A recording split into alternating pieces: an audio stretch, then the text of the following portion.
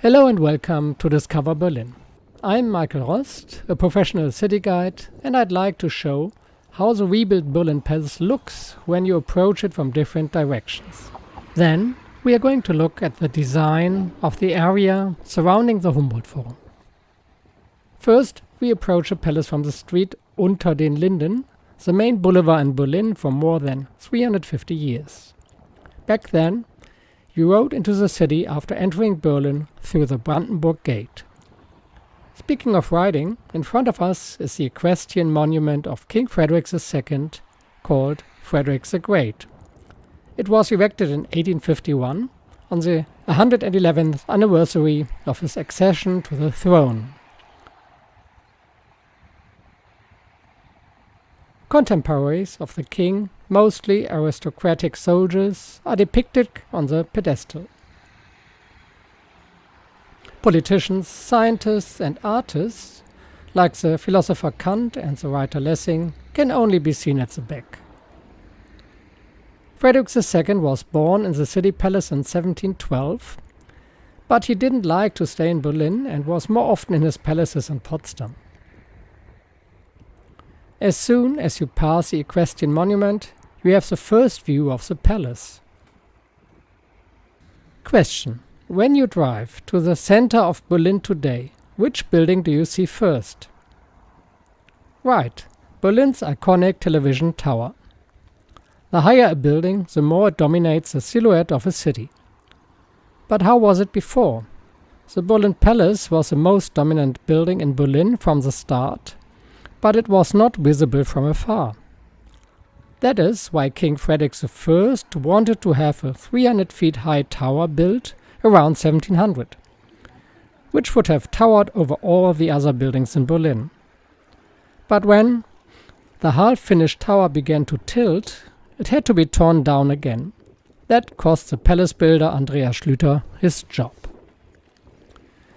His successor, Eosander von Goethe, envisioned a 330 feet high dome over the west portal, but this was not realized because of the high costs. It was not until 150 years later that Frederick William IV had the 200 feet high dome built. The king added a cross, lending the secular dome an additional religious meaning. The palace with its dome was prominently visible until 1870. Then, the tower of the newly built Red Town Hall became the dominant height. When it was built, there were bitter discussions about whether the building of a bourgeois commune could be higher than the dome of the royal palace. A couple of years later, Emperor William II was annoyed that the dome of the Reichstag building, the German parliament, erected in 1894, was higher than his palace dome. So, what did he do? He had the Berlin Cathedral built, which overshadowed everything. We are now driving towards the north side of the palace from the direction of Museum Island, Palace Gardens and Berlin Cathedral, which you can see here in a very special light.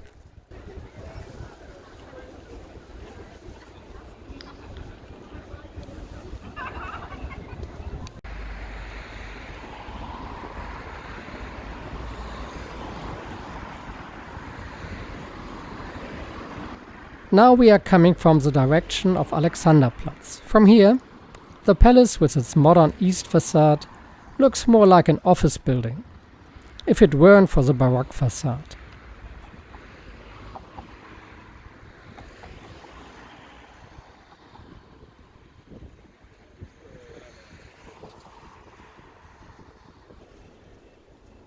Here, the view of the south side. For a long time the main side of the palace towards the historic city center, where the guests were received.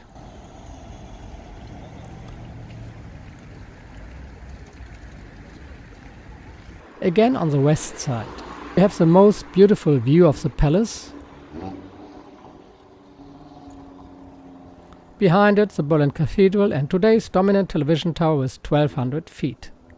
Also visible is the tower of the Red Town Hall, which is just celebrating its 150th birthday.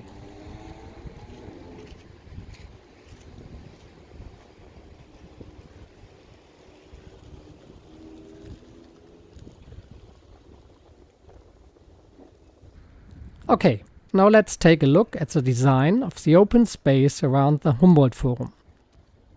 At the beginning of 2012, Michael Müller, who is today mayor of Berlin, was still Senator for Construction at the time, announced that the Senate wanted to hold an international competition to design the surroundings of the Humboldt Forum. The aim was to make this important place in the historical center of the city an urban center again. Senate Building Director Regula Lüscher, a former Swiss architect, made it clear in the announcement that she did not expect any historical reconstruction and that the open space would be designed in a contemporary way. One should feel that time has not stood still. Today's usage requirements, such as the barrier-free accessibility or the drivability, had to be taken into account. Only 41 landscape companies or planning offices took part, less than expected and less international than expected. The jury is said to have been disappointed with the entries. The decision for the winning design by the landscape planning office BBZ Landschaftsarchitekten was rather tight, with 8-5 votes. The design of the Palace Square in front of the south facade earned the design the nickname Stone Garden. By the way, Regula Lüscher, who participated in the decision as a judge, was very satisfied. Quote, "On the Schlossplatz Süd, large seating elements frame the main portal as a replacement for the decorative beds and the Neptune fountain." The jury assessed the selected work for the award as follows. The authors address the open space of the Humboldt Forum as a contemporary urban space in which historical references are processed and transformed unsentimentally but precisely. History can be experienced spatially by creating clear locations. Consistent reduction to a stone material, dolomite, and its consistent use for vertical and horizontal surfaces create a relaxed new identity. The functionality of the design is guaranteed to a high degree, as the proposed solutions meet all traffic requirements. The design can be realistically implemented within the given cost limit. On the other hand, there was harsh criticism from many sides. At a panel discussion this year, the former Secretary of State for Culture, André Schmitz, said the following: "I've been to a lot of jury meetings, but the 2013 one was the worst." He had the feeling that these plans for the design of the environment were the revenge of those who did not want the reconstruction of the palace. And will the Neptune fountain return at some point? In 2016, the Budget Committee of the German Parliament offered to provide 13 million euros for the implementation of the fountain. At the time, however, Berlin refused this offer of help with the comment, "We still determine how we deal with the city." After all, the state of Berlin has meanwhile moved so far that the conditions for the return of the Neptune fountain here, and also the horse tamer on the north side, have been created. The foundations for their return have been laid.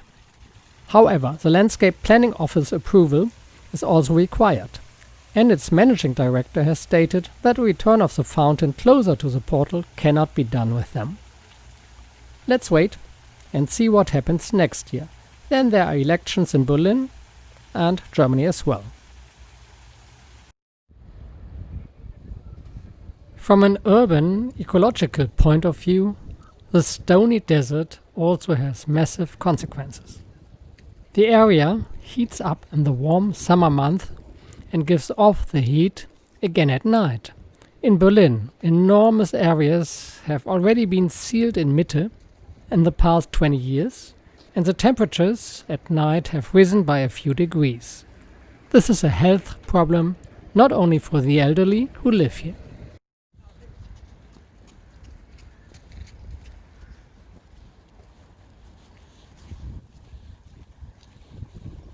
Okay, let's take a look at the east side then. Here again, an excerpt from the acknowledgement of the winning design.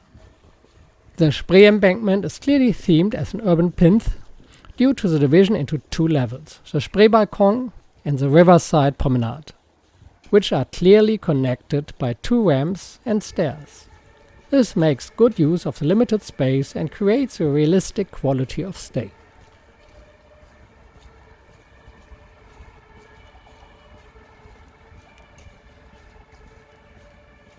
And in the words of Regula Lüscher, the interesting and from my point of view poetic side rises towards the Spree, with a Spree terrace and a staircase and ramps which offer attractive opportunities to stay by the water. As a romantic element, a bank is reminiscent of the former Spree Park, Spree Garden. Here the bank of the Spree is staged into an attractive urban space on two levels.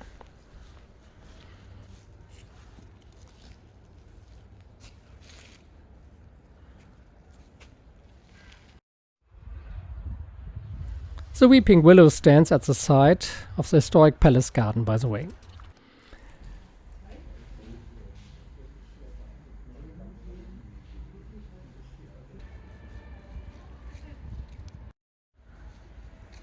On the internet page of the landscape architects BBZ, you can read the following self-portrayal. Based on the careful analysis of the location, we developed tailor-made solutions for the respective users. The contemporary and sustainable solutions are characterized by being reduced to the essentials, clarity and elegance.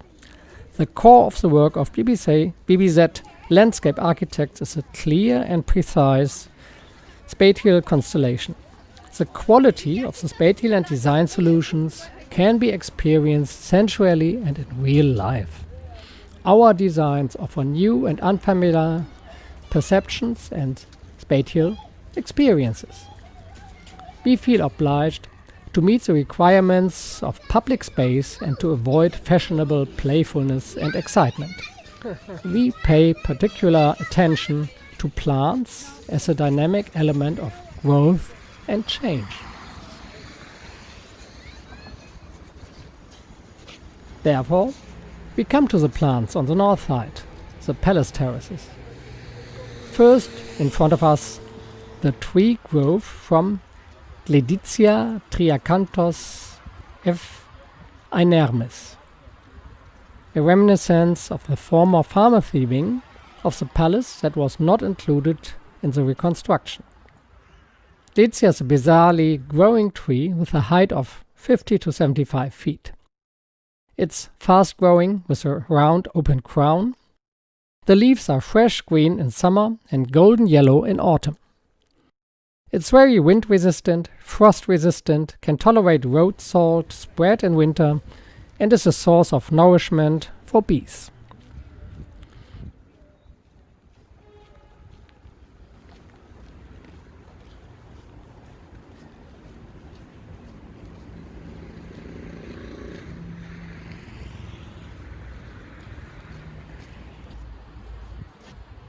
For the landscape design of the terraces, I quote the formulations of the BBZ office again. 3 different vegetation themes were designed, analogous to the 3 continents visited by Alexander von Humboldt: South America, North America and Eurasia.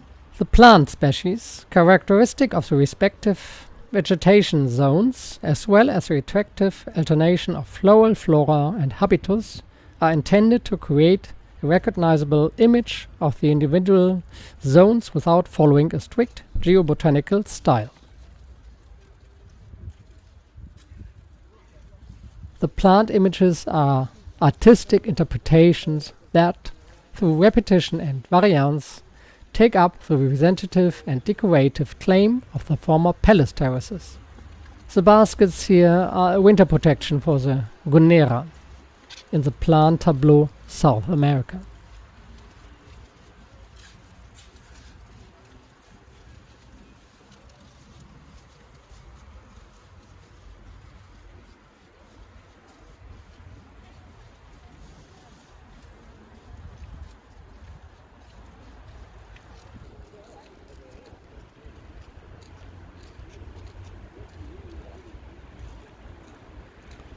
Now that you can get close to the palace, I would also like to show the historical elements that have been added to the new facade.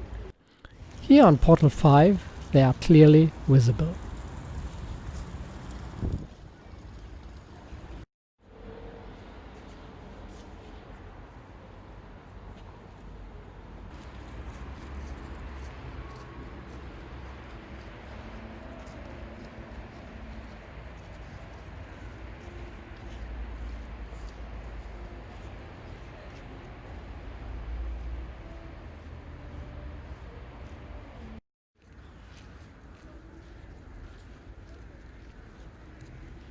As mentioned briefly earlier, the horse tamers, who are currently in Kleist Park, a couple of miles away from here, could also return in front of Portal 4. I would like to show some pictures from the west side, but it is still difficult to approach the west side because of the construction site fences for the new Freedom and Unity Monument, a monument to symbolize the peaceful revolution and German unification in 1989-1990. The Bundestag decided to install this monument on November 9, 2007. And the original plan was for it to be completed on November 9, 2019, the 30th anniversary of the downfall of the wall. Therefore, more on the Sander portal, the memorial and the collections in 2021. Someone had asked what happened to the information center with the city model of 1900. Well, this has been moved 160 feet away and will remain there until the Museum Island underground station is completed. Afterwards, the exhibition will probably be shown in a room in the Humboldt Forum.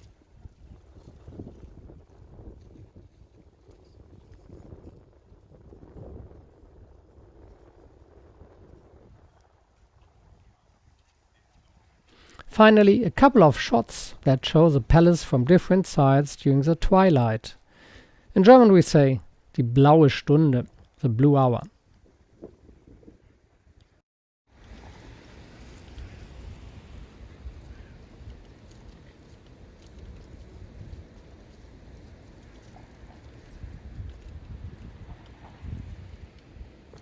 Thank you for watching and listening.